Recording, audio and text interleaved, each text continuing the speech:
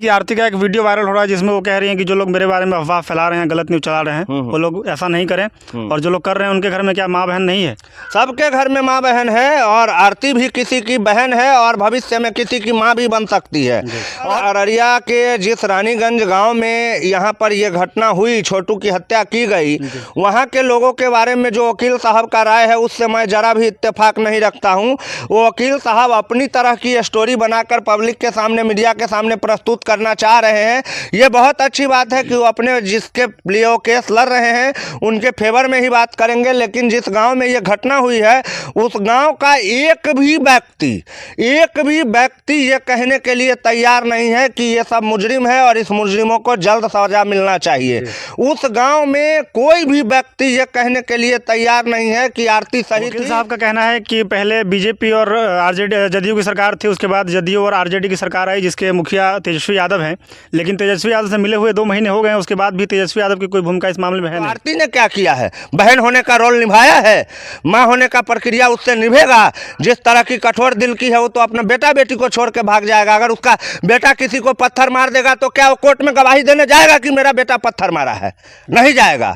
इसी तरह होना चाहिए। आरती को माँ बहन, दूसरे के माँ बहन को खोजने से पहले अपने गिरबान में झांकना चाहिए कि वो जिसकी बहन है वो अपने भाई के साथ क्या कर रही है। माँ बहन तो सबको है ही और सब अपने माँ बहन को बहुत अच्छा से रखता है।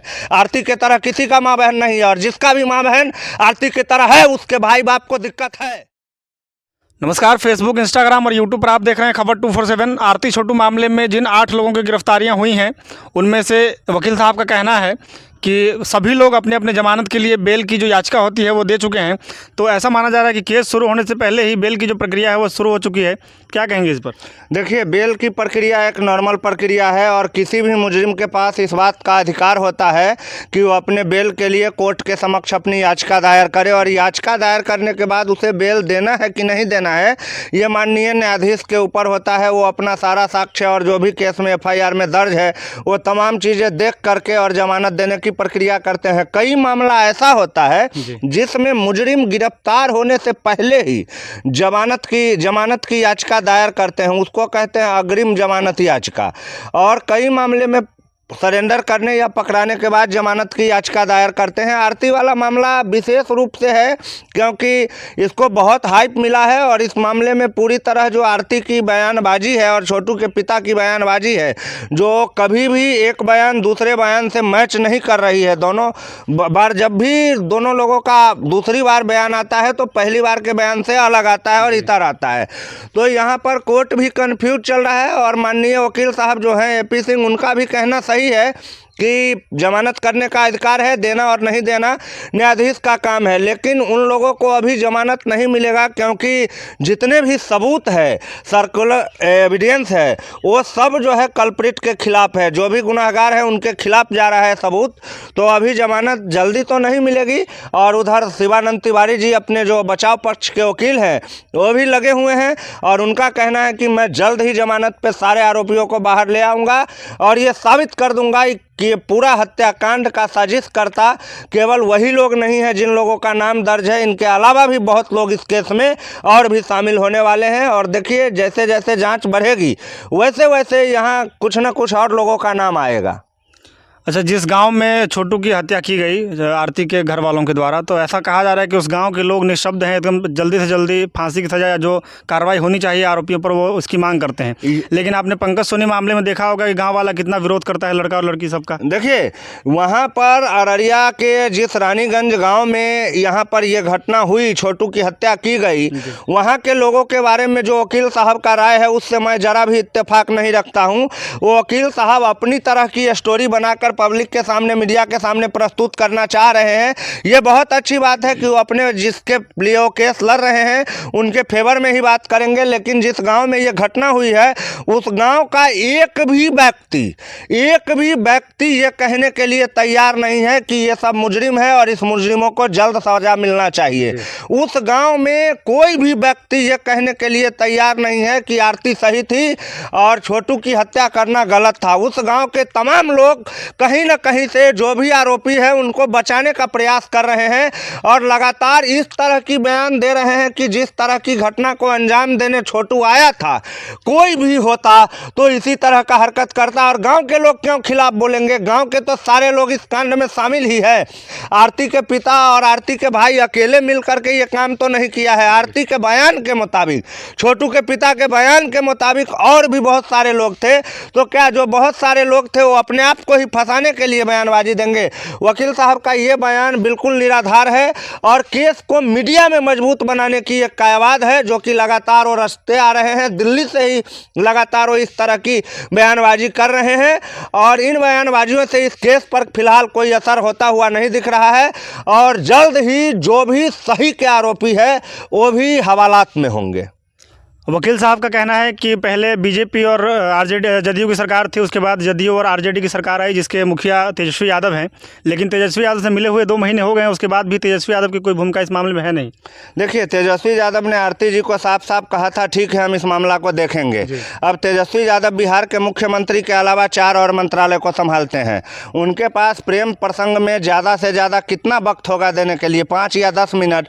अगर उनके पास इतना ज़्यादा वक्त होते तो मंत्री नहीं बनते या उप मुख्यमंत्री नहीं बनते, वो भी बड़े बड़े वकीलों की तरह चैम्बर खोल के और प्रेमी प्रेमिका को खोज करके उनके मामला का निपटारा कर रहे होते।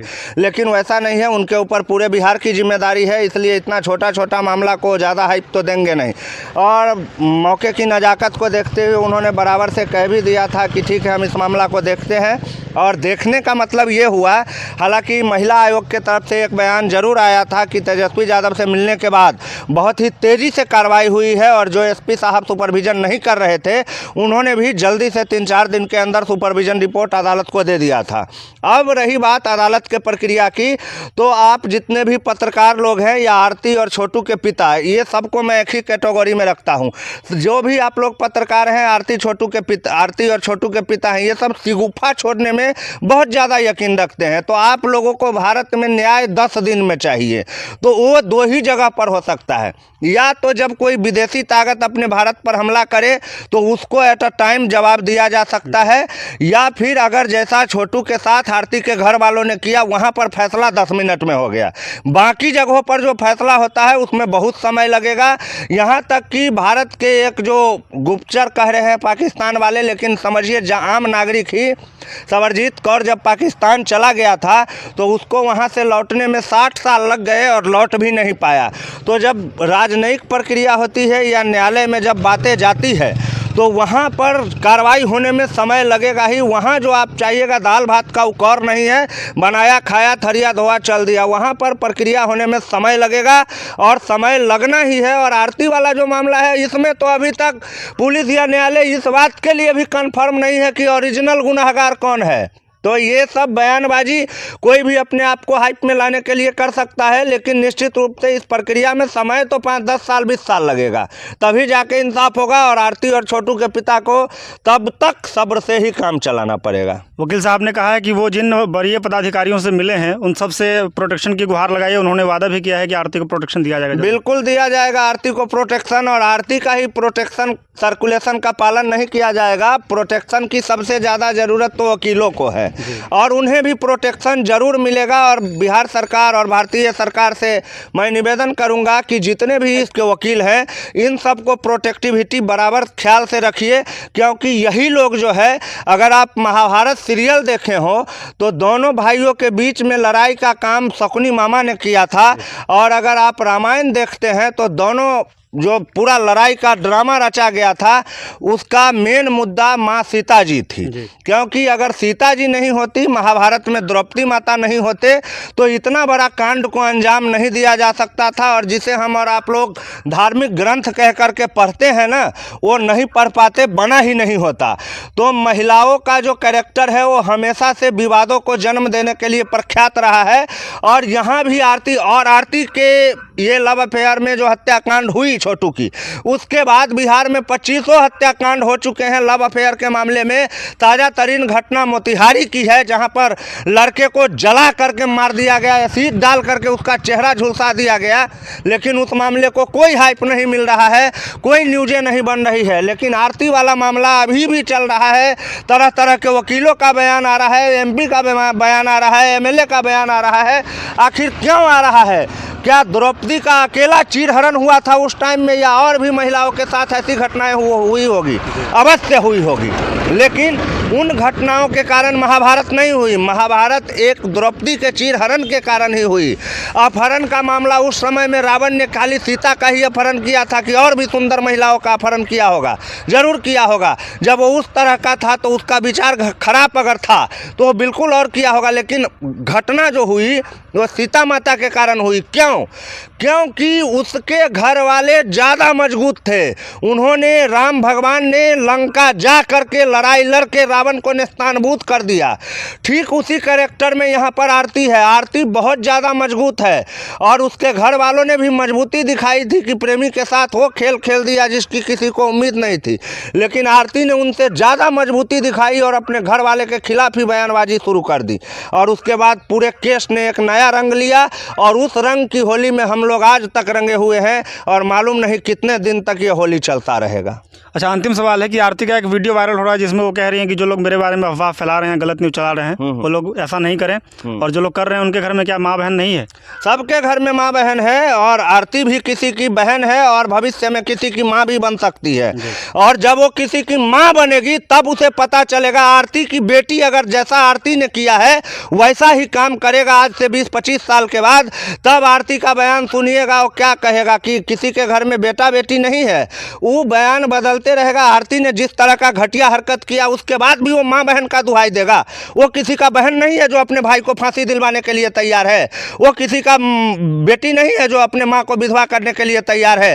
वो भी सब कुछ है, माँ बहन बेटी सब कुछ है। औरत का एक रूप है, कई उसका जो ढांचा है, कई मंत्रालय उसको ज़िंदगी में मिलता है जिसको संभालते हुए उसका ज़िंदगी चलता है। तो आरती ने क्या किया है? बहन होने का रोल निभाया है, माँ होने का प्रक्रिया उससे निभेगा। जिस तरह की कठोर दिल की है वो तो अपना बेटा बेटी को छोड़ के भाग जाएगा। अगर उसका बेटा किसी को पत्थर मार देगा तो क्या वो कोर्ट में गवाही देने जाएगा कि मेरा बेटा पत्थर मारा है? नहीं जाएगा। इसी तरह होना चाहिए। आरती को माँ बहन, दूसरे के माँ बहन को खोजने से पहले अपने गिरबान में झांकना चाहिए कि वो जिसकी बहन है वो अपने भाई के साथ क्या कर रही है। माँ बहन तो सबको है ही और सब अपने माँ बहन को बहुत अच्छा से रखता है। आरती के तरह किसी का माँ बहन नहीं है और जिसका भी माँ बहन आरती की तरह है उसके भाई बाप को दिक्कत है और हमेशा होता रहेगा। धन्यवाद आप सभी दर्शकों का, आपका बहुत बहुत धन्यवाद। जय हिंद। जय हिंद।